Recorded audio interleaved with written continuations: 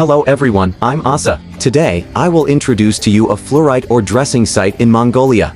The equipment required for the ore dressing process is provided by our company, and we also offer site design and equipment commissioning services.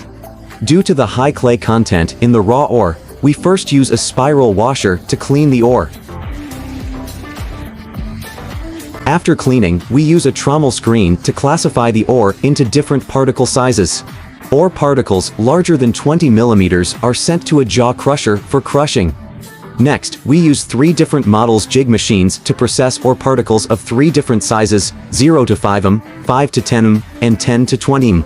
The ore particles after jigging separation are then sent to a dewatering screen. This is the tailings after dewatering.